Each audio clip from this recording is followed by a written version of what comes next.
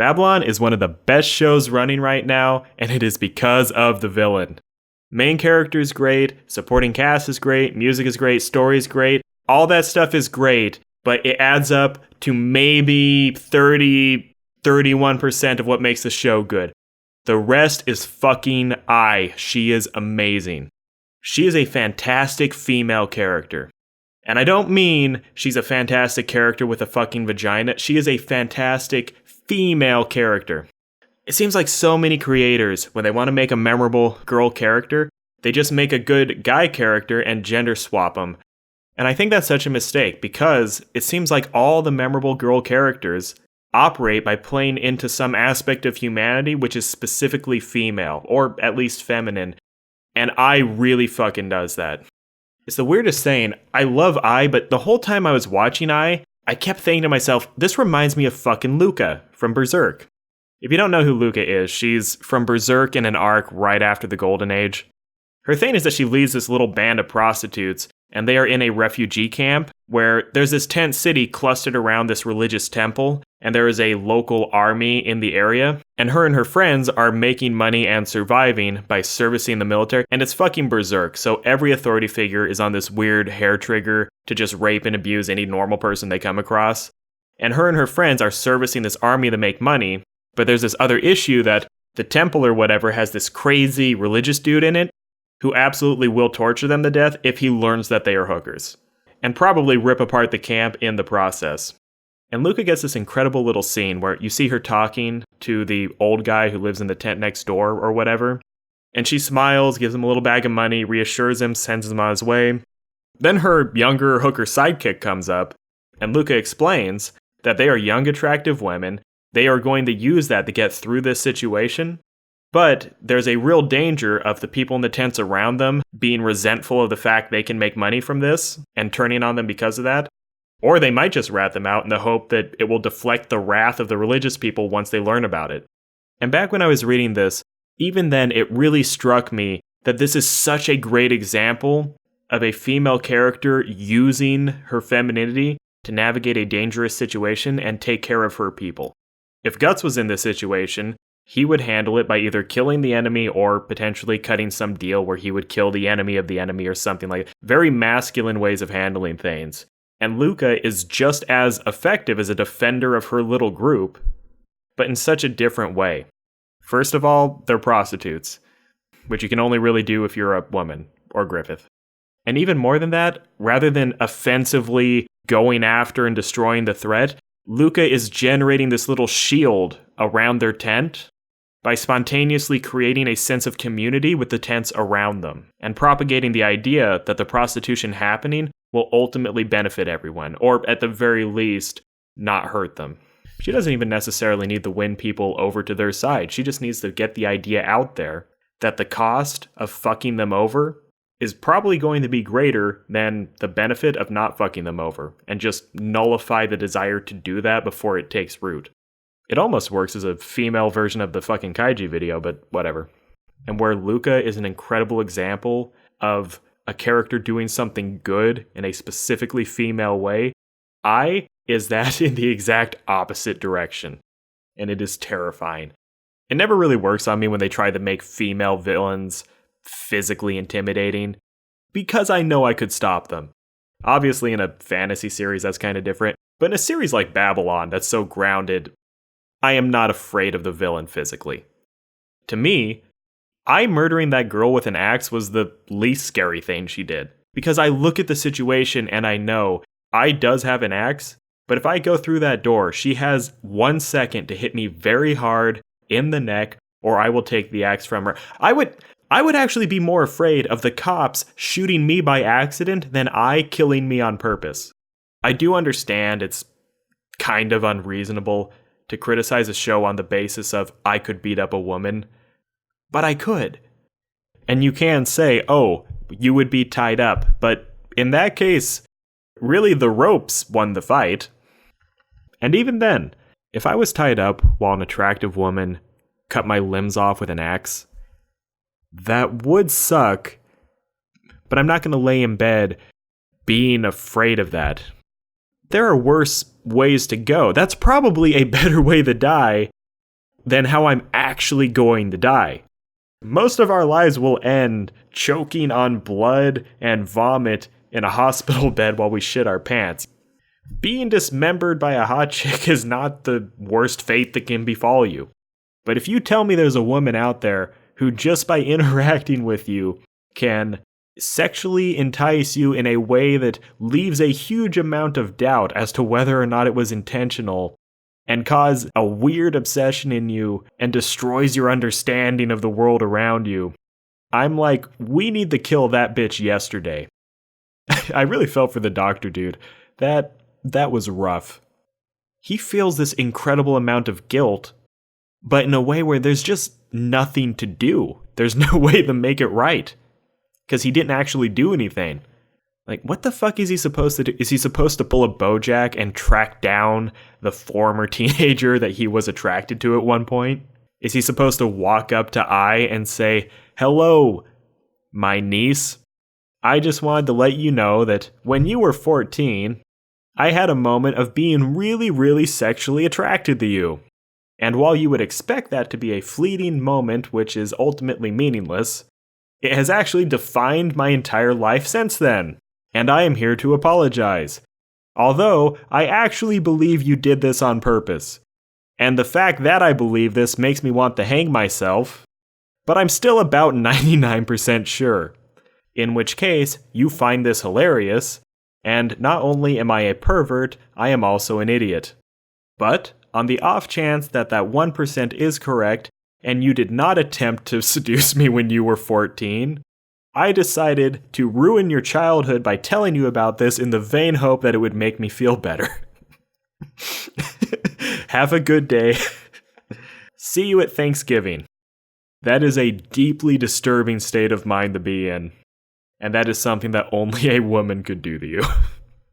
Ai is just a monster, and I love her. Also, it is a little on the nose that her name means love in Japanese, but I still appreciate it. It's fun.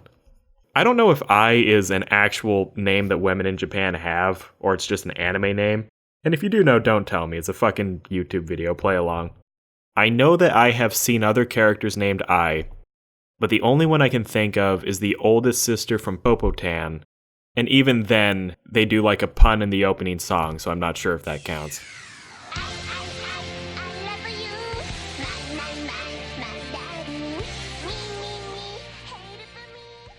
Popo is actually weirdly relevant, because if you want to mix sexual arousal with thoughts of suicide, Popo might be the anime for you.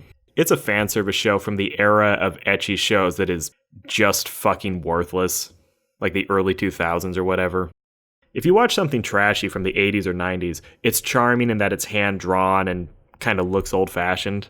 And if you watch something more recent, even if it's stupid, there's fun digital effects on the titties and things are shining pretty, so that's cool. But Popo comes from that era of ecchi where there's just no reason for it to fucking exist. I think I actually watched it back in the era where I found new shows by typing which anime have fan service in the Yahoo Answers, which is also how I found Green Green, which amazingly is not one of my channels. It's an anime which is literally probably the worst one I've watched. Utter trash, which I do respect for one reason. After 12 episodes of accomplishing nothing, they did just say fuck it and made the last episode a hentai OVA.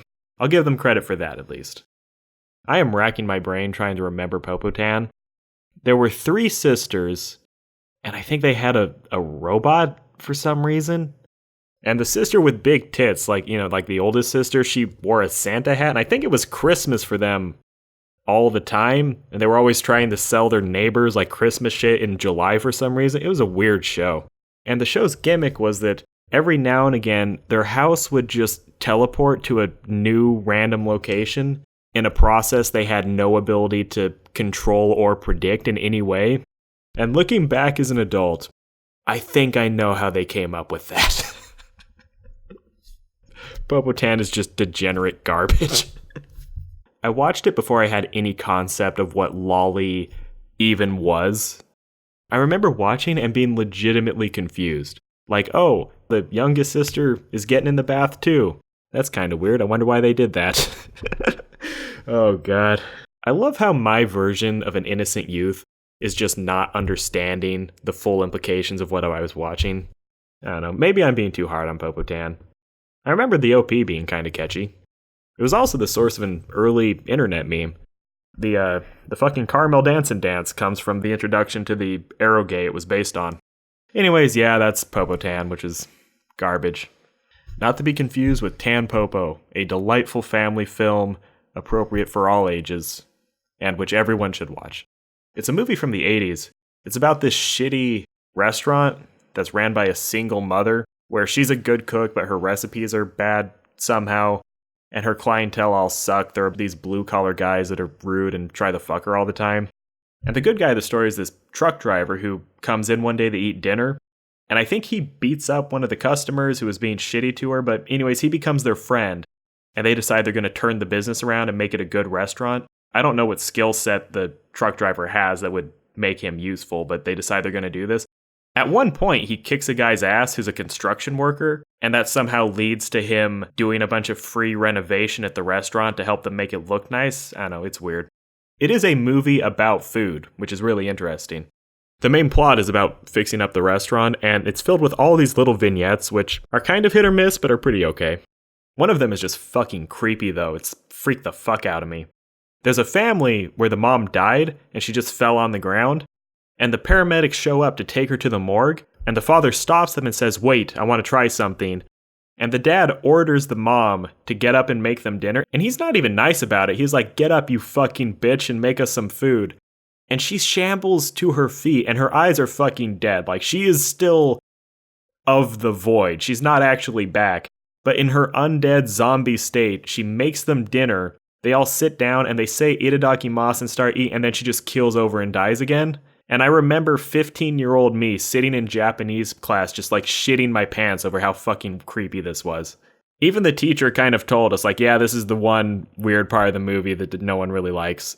She also cut off the last scene because apparently it involves breastfeeding, and I live in America, so we're not allowed to see that in school, which is weird. There's a part where they're hanging out with these homeless people, and they just send the kid off with a random homeless man, and they break into the kitchen of a hotel or something, and they just have a fun little sequence where they're making omurice together, and then they eat it, and they sneak out the back before the staff can catch them. And that's a recurring theme in this movie, is you're not meant to question whether or not the main characters are the good guys or justified in their behavior. It's a really bad case of protagonist-centered morality. There's a whole sequence where they're going to a competitor and trying to get insight into how they cook their ramen, and the chef says that he will only talk to her if she gives him a loan, and he walks off, and an assistant runs up and tells the woman, "Don't lend him any money, he's a gambling addict. If you give him the money, he'll lose it, so come with me." So they go into a fucking closet that has a hole in it, and they watch him make food like they're peeping Toms, and they write down the ingredients as he uses them, and they just steal the recipe. So this man manages to be a pillar of the community in spite of having a crippling addiction and mental illness, and the show's response is, fuck him, just steal his livelihood. Tampopo also taught me how dangerous mochi is. Apparently it's a real problem that every year in Japan, like 800 people die choking to death on mochi, most of them old people. And when I heard that, I thought it sounded stupid, like it's rice, just fucking eat it, how hard is it? But there's a part where an old guy bites into some mochi and you see it stretch like taffy before he starts choking to death. But the truck driver saves them by doing the Heimlich, and somehow this leads to them celebrating by eating a turtle, which they cook on the actual show. And I don't mean the waitress walks into the kitchen with a turtle and comes back with turtle soup. They fucking murder a turtle on screen, and it is fucking brutal. There's a part in a dentist's office where everyone's like gagging because of how fucked up a guy's tooth is. And the teacher had to explain, like, oh, the Japanese are afraid of fluoride, so they get really bad cavities, and that's what the joke is here. Like, oh, okay. I didn't know. Maybe she was full of shit, though she was part Japanese. And this is all relevant to this video because you can watch Tampopo over the Christmas season while you're waiting for more Babylon to come out. It's an excellent film for all ages. You should watch it with your family, but do have the kids leave at the part with the zombie and the turtle and the breastfeeding. But even then, Babylon cannot come back fast enough because that last episode was hype as shit and I cannot wait to see where it goes. Ai's performance in that was fucking mystifying. A quick note about my videos. If I ever make reference to a vague third party, just assume I'm talking about Digi or Super Eye Patch Wolf, because 90% of the time, it's really just one of them. Here's a very quick example. It shows that everyone has their breaking points, and even the best among us can fall. People like to give Gon a hard time about his fight with Pito, but personally, I had never been more on Gon's side. That said, some people have criticized Ai's speech during the murder as being meaningless. Maybe I'm just reading too far into what she said, but I felt like I was making some points. I think that Ai has this really sincere appreciation for Zen. I think she looks at Zen and says, "You are a good person. You do good things. People like you. They are right to like you. I like you. But I cannot be you. You are a good person, and no more than you could suddenly be a bad person, I cannot suddenly be a good person. But I still exist, and that kind of leaves me out in the cold." It really reminds me of Garo from One Punch Man, where it just bugs him that people never seem to sympathize with villains and only the heroes get the love and attention. This is an actual issue in the world we live in. Our society knows what to do with good people. Really, all societies know what to do with good people. They might be bitchy and resentful about it, but there is a script for how good people are supposed to act. It's basically just continue to be yourself because yourself is good. But bad people exist as well, and we don't really have a plan for what to do with them. Society just does not give an answer for how are bad people supposed to pass the hours. Not everyone can review anime. And when Ai looks at Zen, I think she sees someone who is really in touch with his internal instincts and motivations, and is really confidently projecting his internal life onto the world around him. And because he's this fundamentally heroic person, that results in him constantly making the world around him better. But if Ai was to do that, because she is evil, the result would just be destruction and suffering and bloodshed. I think Ai is extremely aware that her nature is not a good one to have, but she can't change it. So her real choice is, do I live as the creature that I am, or do I try to stifle my nature for the sake of some larger morality? And I think how she's resolving this is deciding that she is going to live like Zen in terms of being an authentic person who acts in accordance with who she really is. And even if that's going to have really bad results in comparison, the clash that will result might ultimately result in something meaningful and maybe a larger narrative that makes everything worthwhile, and which kind of justifies the fact that she exists.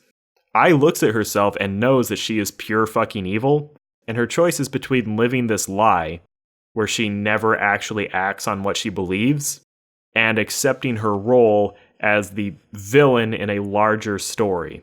And she is doing that by murdering the assistant and pushing Zen into a situation where we're really going to see whether or not he's as much a hero as she thinks he is.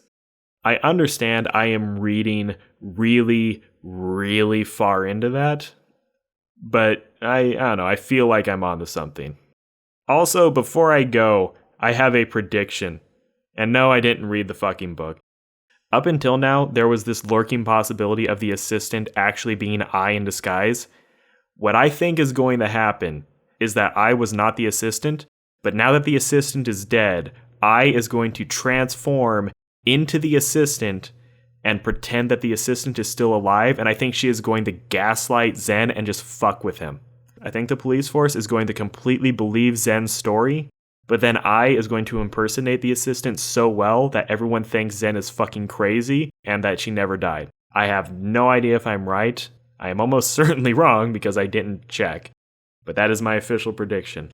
I have no idea why this video needed to exist. I have even less an idea why it took me like weeks to actually make the damn thing, but here you go. I imagine that anyone who sits through this video is going to have a truly bizarre, disjointed experience, but that's okay because this is Green Black.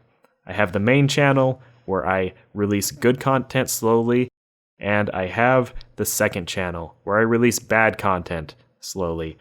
And it is really serving that purpose so far.